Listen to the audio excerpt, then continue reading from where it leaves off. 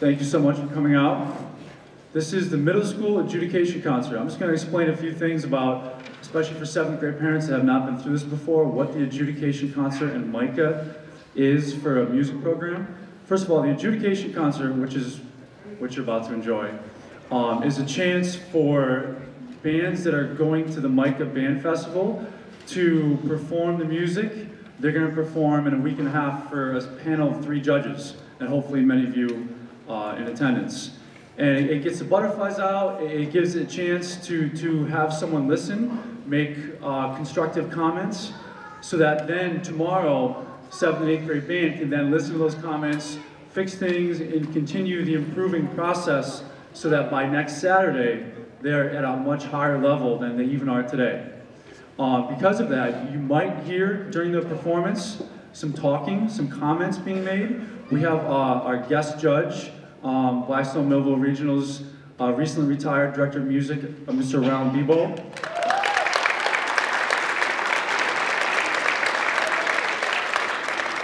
And what he'll be doing is exactly what the judges do at MICA. He will be recording comments as the band plays about what he's hearing, things that are great, things that can get better, etc. MICA is, if I can put it in educational terms, MICA is the band version of MCAS. It is something that we do, that we hold ourselves to an extremely high standard, and it's something that we prepare intensely for, starting after our winter concert. And we, once again, just like MCAS, we are striving to achieve at that very highest level. So that's how I can compare it, is that MICA Concert Festival, which is a week from Saturday, is the band MCAS, if that makes any sense. The way MICA works, and what you're going to hear tonight, each band has to play 3 pieces. They have to play a concert march, they have to play a piece from a selected catalog of music, of approved pieces, and then they get to choose 1 piece themselves. So both 7th and 8th grade band tonight, you will hear play 3 pieces. Without further ado, I'd like to introduce the 7th grade band director, Mr. Kevin Martins.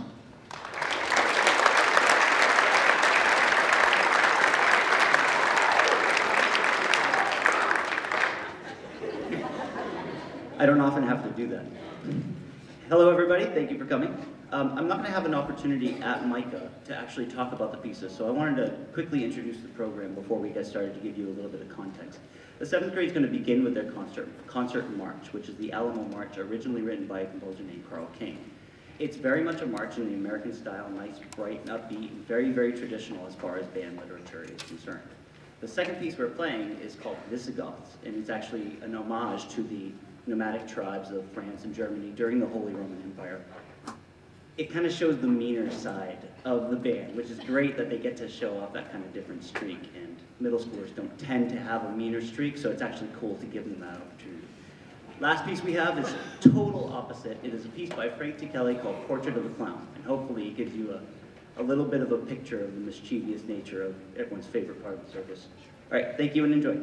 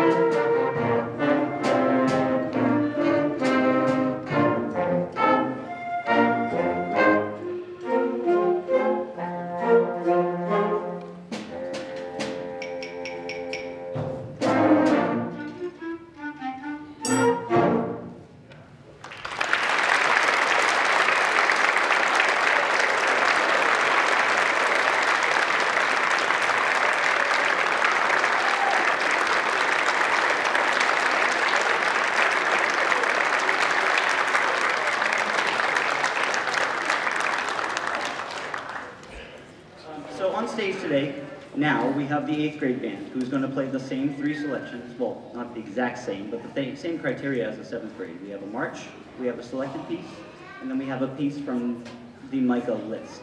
We're going to open up with the Brandenburg Gate, which is a German march. It's a little bit different than an American typical Stars and Stripes Forever kind of march. It's a little bit slower, a little bit more stately. Our second piece is called African Dreams. So we're going to go from, Germany in that nice kind of classic march style. We're going to go into North Africa. We're going to tell a story about a young man who built a windmill out of used bicycle parts to power a light bulb and a radio for his village, and completely changed the lifestyle of the village in which he lived. We're going to finish with a very, very interesting piece, and I think we were all kind of excited to read it for the first time. It's called Escape from the Deep. Escape from the Deep chronicles a U.S. submarine called the USS Tang, which was the most highly decorated submarine in American history in World War II. The boat unfortunately hit its untimely demise when a torpedo turned around and sunk itself. It actually ended up down in the bottom of the Japanese Sea. The most interesting part of the story is that there were actually survivors. And the survivors, who were trapped under 180 feet of water, stayed in the boat for about 8 hours before swimming 180 feet to the surface, treading water for 3.5 hours before they were rescued. And that's the piece that we will have for you today. Enjoy.